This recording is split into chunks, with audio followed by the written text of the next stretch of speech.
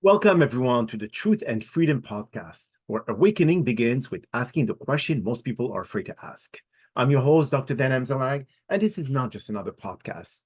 This is a journey into awareness, courage, and truth. Accountability is one of those words that make people tense up, because for many, it's been tied to blame, criticism, or punishment. But true accountability, real grounded accountability, isn't about guilt. It's about growth. It's not about who's at fault. It's about who's ready to evolve. There's a quiet kind of strength that comes from saying, yes, I played a part in this, and now I'm choosing to do better. That's not weakness. That's wisdom, because you can't change what you won't own. Now, we live in a culture that loves to deflect responsibility. We point fingers, make excuses, and rewrite the story to make ourselves more comfortable. But the truth is, every time you blame someone else, you hand them your power.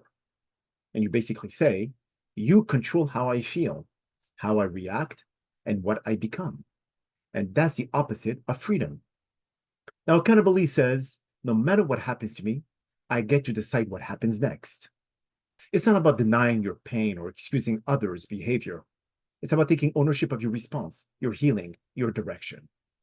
Now, here's the thing. Accountability and shame cannot coexist in the same space. Shame says, I am the problem. Accountability says, I can solve the problem.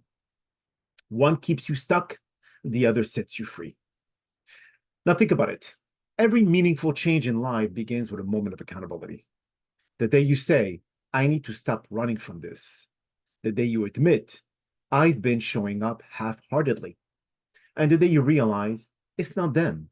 It's my reaction, my choices, and my mindset. That's the moment life begins to shift. Accountability requires humility, the willingness to see yourself clearly without judgment, to admit that your words, your action, and even your silence carry weight. Now, it means no longer outsourcing your happiness to someone else's behavior. When you practice accountability, you stop saying, they made me angry. And instead, you say, I let that situation disturb my peace. So now, how can I respond differently next time? That shift from reaction to reflection is how you reclaim your power. Now, the truth is, accountability isn't loud. It's not performative or dramatic. It happens quietly, in those private moments when you catch yourself repeating an old habit and choose differently. When you apologize without defensiveness.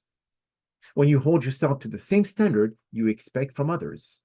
Now, that's real work.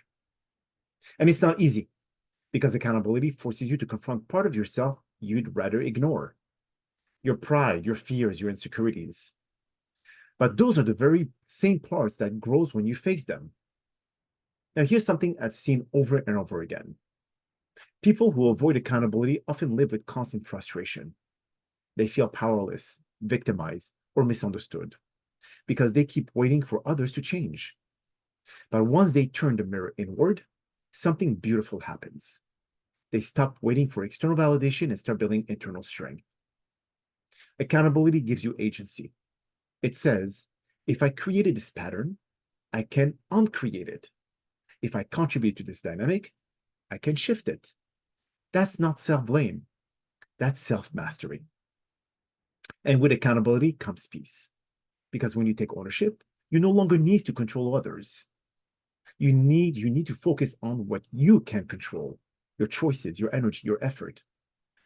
So today, ask yourself, where in my life am I still avoiding responsibility?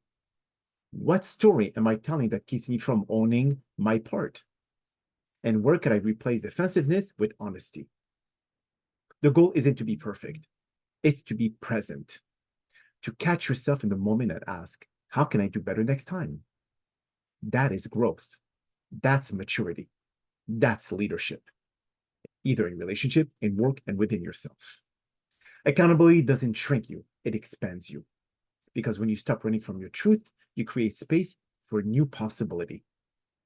You become lighter, not because life gets easier, but because you stop carrying excuses. You start trusting yourself again, because you know you'll tell yourself the truth, even when it's uncomfortable. And maybe that's what real freedom is. Not perfection, not control, but radical responsibility. The ability to say, I'm not a victim of my circumstances, I'm a student of them.